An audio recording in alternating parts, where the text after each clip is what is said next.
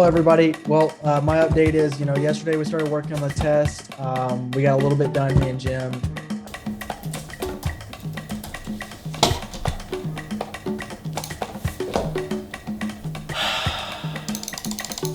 I'm going to be able to complete the test, but we can still get the code out. We don't have to. Oh, guys, I'm sorry. What? No, wait. No, I got it.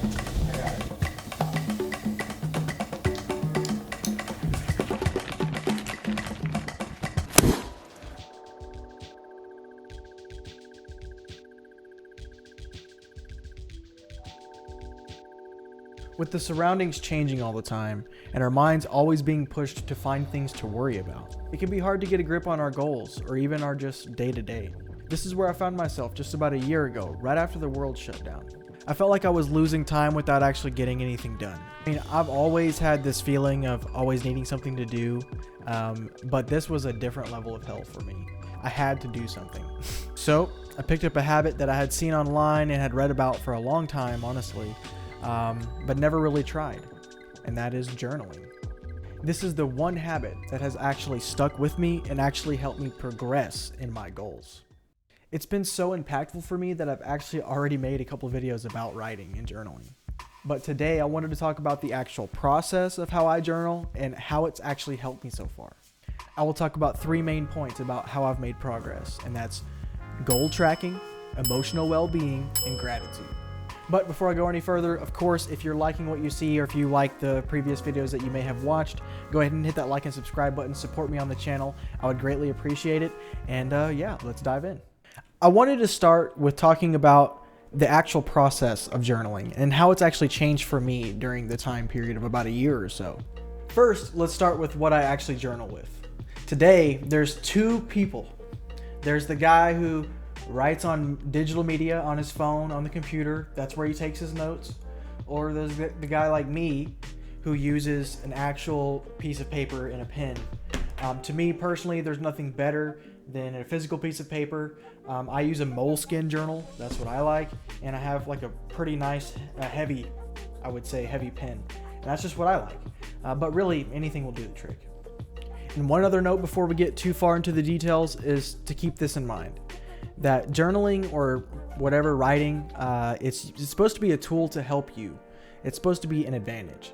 It's never supposed to feel like a chore or something that you must do. That would be the opposite effect of what we want. So it's a personal goal that I do this every day. But just like many other personal goals, I don't achieve that every single day, or I don't do it optimally every day.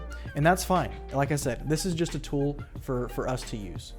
Okay, with that stuff out of the way, let's get into it. So when I first started back in about April 18th of 2020, my journal entries looked something like this.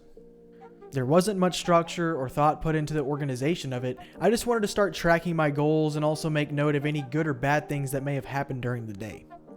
The goal was to take something positive that had happened during the day and take the time and write it down and really think about it and really appreciate it. This worked well for a while, so I just kept this basic structure for a little bit. Then I added something new a couple months into it, a section about dreams. This section is for writing anything and everything I can remember down about my dreams the previous night. I usually don't remember my dreams, honestly, but when I do, I like trying to interpret what happened or to infer meaning to it. I kept the same to-do dreams notes structure for a couple months because it was easy and that helped me be consistent. And it just worked for me. But in early 2021, I shifted my notes section to reflect more of things I'm grateful for, things I'm appreciative of, as well as keeping track of the good or bad emotional things that happened during the day. But that is the change.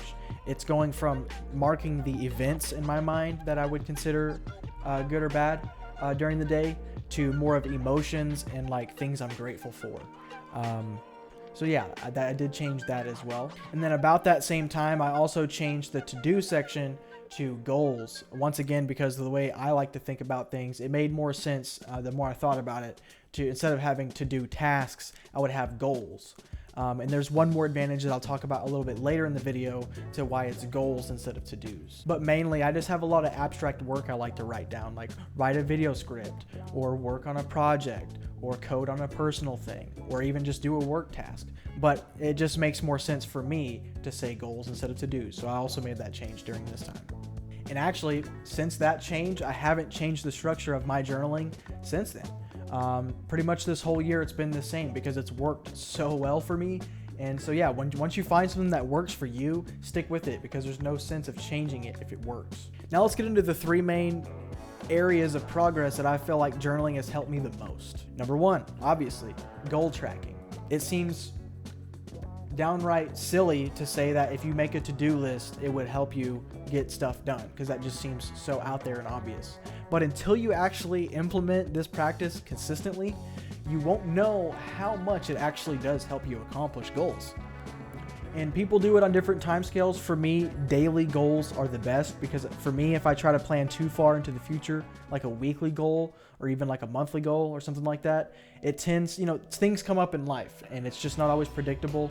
And for me, daily goals is just something I like to go with. So my goals section, it has 2 columns. It has a left column for what I would say are non-negotiable physical tasks. I would say like morning stretches, drinking water, working out, going for a run, go to jujitsu, things like this. And then the right hand column will be more of like mental task or work related task or creative task even. Sometimes I'll even write social events that I'm like planning to attend that day if that comes to mind.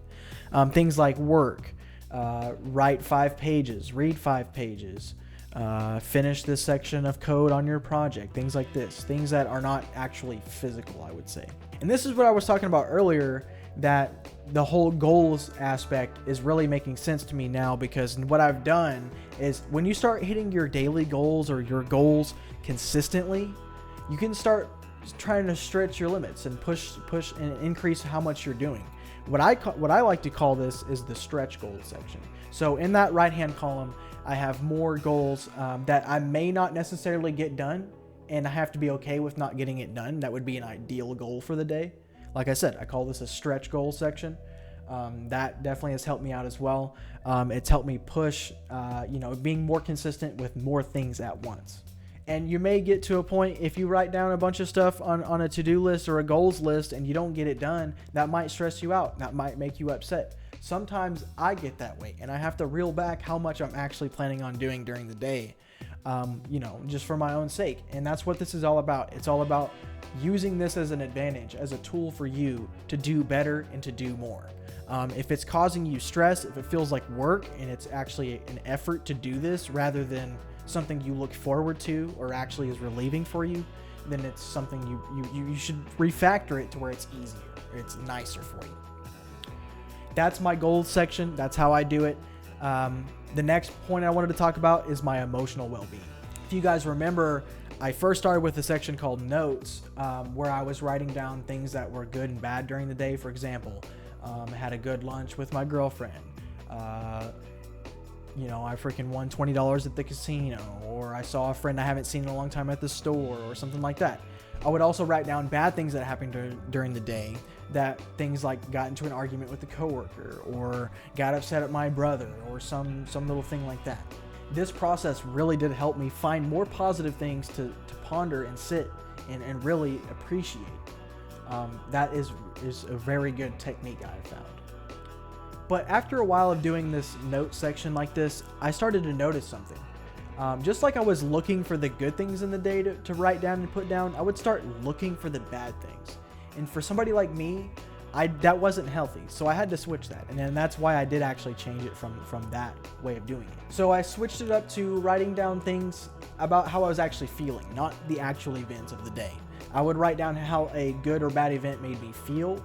Was it an appropriate reaction to that event? Things like this. Instead of writing down, I had a good lunch, I would write down why I thought it was good, why I thought it was bad, etc. The last point I wanted to touch on is gratitude.